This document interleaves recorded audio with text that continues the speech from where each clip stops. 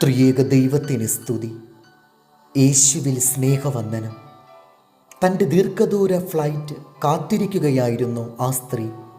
വിമാനം പുറപ്പെടാൻ ഇനിയും സമയം ഉള്ളതുകൊണ്ട് അവൾ എയർപോർട്ടിലെ ബുക്ക് സ്റ്റോളിൽ നിന്ന് ഒരു പുസ്തകം വാങ്ങി.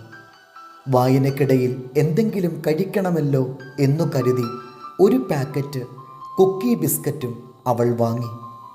വെയിറ്റിംഗ് റൂമിൽ ഒരു ചാരു ബെഞ്ച് ഒഴിവായി കിടപ്പുണ്ടായിരുന്നു.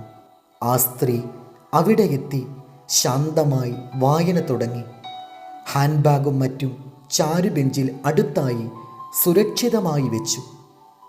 കുറെ കഴിഞ്ഞപ്പോൾ മാന്യനെന്ന് തോന്നിക്കുന്ന ഒരാൾ ആ സ്ത്രീയുടെ അടുത്തായി ചാരുബെഞ്ചിൽ സ്ഥാനം പിടിച്ചു. സ്ത്രീ അയാളെ അത്ര ഗൗനിച്ചില്ല. കുറെ കഴിഞ്ഞപ്പോൾ തൻ്റെ കുക്കി ആ മാന്യൻ മോഷ്ടിക്കുന്നതായി സ്ത്രീക്ക് തോന്നി. അവർ നോക്കുമ്പോൾ അയാൾ യാതൊരു ചാഞ്ചല്യവും കൂടാതെ കുക്കി പാക്കറ്റിൽ നിന്ന് ഓരോ ബിസ്ക്കറ്റ് എടുത്ത് കഴിക്കുന്നു. നല്ല പൊട്ടീര് കൊടുത്ത് ആട്ടിയോടിക്കേണ്ടതാണ്. ആ സ്ത്രീ മനസ്സിൽ പിറുപിറുത്തു. അയാൾ ആ കുക്കി മുഴുവനും തിന്ന് തീർക്കാതിരിക്കുവാൻ വേണ്ടി അവരും ഓരോ കുക്കിയെടുത്ത് കഴിക്കുവാൻ തുടങ്ങി.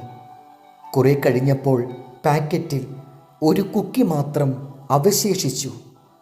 അയാൾ ആ കുക്കിയെടുത്ത് രണ്ടായി ഒടിച്ച് ഒരു കഷണം പുഞ്ചിരിയോടെ സ്ത്രീയുടെ നേരെ നീട്ടി. ആ സ്ത്രീ അത് തട്ടിപ്പറിച്ചെന്ന പോലെ വാങ്ങി വായിലിട്ടു.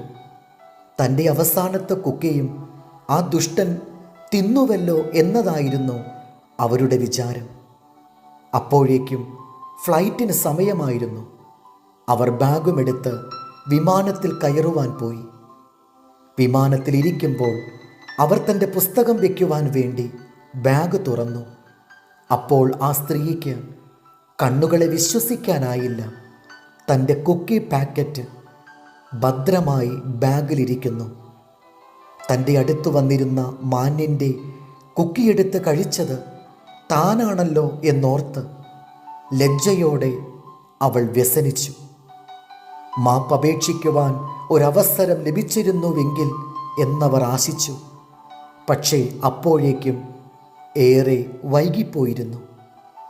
മറ്റുള്ളവരെ വിധിക്കുവാനും പഴിചാരുവാനും നാം മുമ്പിലാണെങ്കിൽ കുക്കി മോഷ്ടാവിൻ്റെ ഈ കഥ നാം മറന്നു പോകരുത്.